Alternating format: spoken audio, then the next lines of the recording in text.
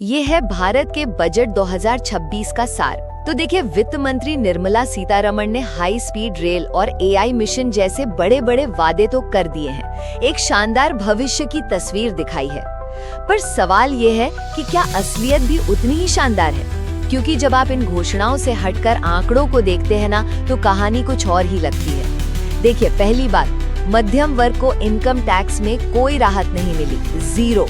उल्टा जो लोग शेयर बाजार में फ्यूचर्स और ऑप्शंस में ट्रेडिंग करते हैं, उन पर सिक्योरिटी ट्रांजैक्शन टैक्स यानी एसटीटी और बढ़ा दिया गया, और इसका असर बजट के तुरंत बाद ही बाजार धड़ाम से नीचे आ गया।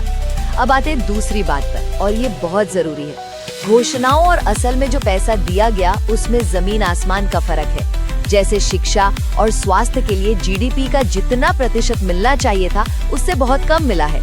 शिक्षा को 3% से भी कम और स्वास्थ्य को करीब 2%। और सबसे हैरानी की बात यह है कि शहरी विकास का बजट तो पिछले साल से 11.6% कम कर दिया गया। तो फिर तीसरा और सबसे बड़ा सवाल कि भाई इन सब योजनाओं के लिए पैसा आएगा कहां से?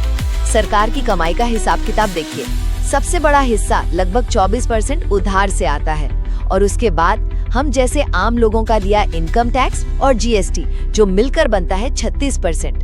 ये कंपनियों के दिए कॉर्पोरेट टैक्स से 2 गुना है। तो कुल मिलाकर ये बजट भविष्य के बड़े सपने तो दिखा रहा है, लेकिन उसका सारा आर्थिक बोझ सीधे सीधे आम नागरिक की जेब पर डाल रहा है।